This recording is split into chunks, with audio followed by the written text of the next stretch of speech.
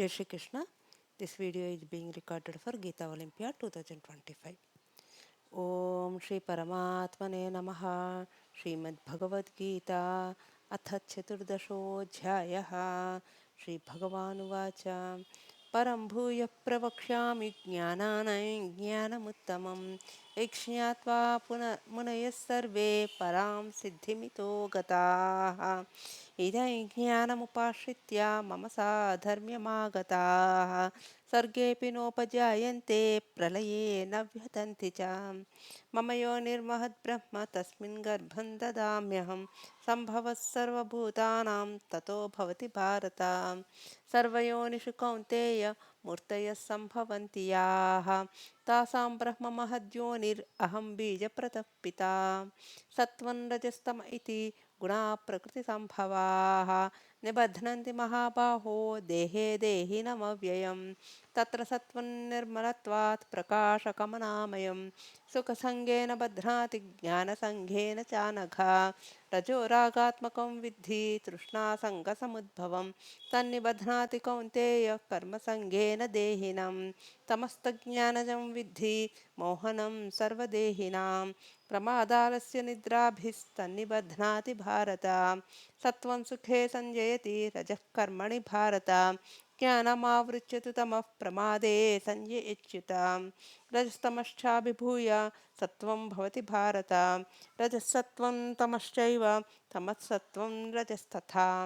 सर्वद्वारेषु देहेऽस्मिन् प्रकाश उपजायते ज्ञाने यदा तदा विद्याद् विवृद्धं सत्त्वमिच्युत लोभप्रवृत्तिरारम्भः कर्मणामशमस्पृहा रजस्येतानि जायन्ते विवृद्धे भरतर्षभा अप्रकाशो प्रवृत्तिश्च प्रमादो मोह एव च तमस्येतानि जायन्ते विवृद्धे कुरु नन्दन यदा सत्त्वे प्रवृद्धे तु प्रलये याति देहभृत् तदोत्तमविदान् लोकान् अमलान् प्रतिपद्यते रजसि प्रलयं गत्वा कर्मसङ्गिषु जायते तथा प्रलीनस्तमसि मूढयोनिषु जायते कर्मणः सुकृतस्याहुः सात्विकं निर्मलं फलं रजसस्तु फलं दुःखम् अज्ञानं तमसः फलं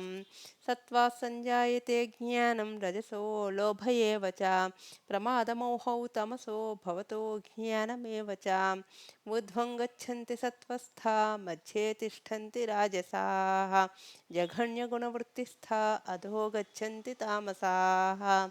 नान्यं गुणेभ्यः कर्तारं यदा द्रष्टानुपश्यति गुणेभ्यश्च परं वेत्ति मद्भावं सोऽधिगच्छति गुणानेतानतीत्यत्रीन् देही देहसमुद्भवान् जन्ममृत्युजरा दुःखैर्विमुक्तो मृतमश्नुते अर्जुन उवाच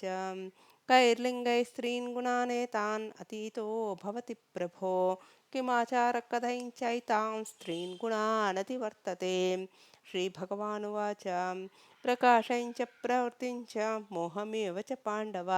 न द्वेष्टि सम्प्रवृत्तानि न निवृत्तानि काङ्क्षति उदासीनवदासीनो गुणैर्यो न विचार्यते गुणा वर्तन्त इत्येव योऽवतिष्ठति नेङ्गते समदुःखसुखस्वस्थः समलोष्टाश्मकाञ्चनः तुल्यप्रिया प्रियो धीरस्तुल्यनिन्दात्मसंस्तुतिः मानापमानयोस्तुल्यस्तुल्यो मित्रारिपक्षयोः सर्वारम्भपरित्यागी योगा गुणातीतः स उच्यते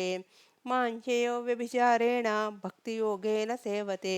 सगुणान् समतीत्यैतान् ब्रह्मभूयाय कल्पते ब्रह्मणो हि प्रतिष्ठाहम् अमृतस्याव्ययस्य च शाश्वतस्य धर्मस्य सुखस्यैकान्तिकस्य च ॐ तत्सदिति श्रीमद्भगवद्गीतासु उपनिषत्सु ब्रह्मविद्यायां योगशास्त्रे श्रीकृष्णार्जुनसंवादे गुणत्रयविभागयोगो नाम चतुर्दशोऽध्यायः। ॐ श्रीकृष्णार्पणमस्तु।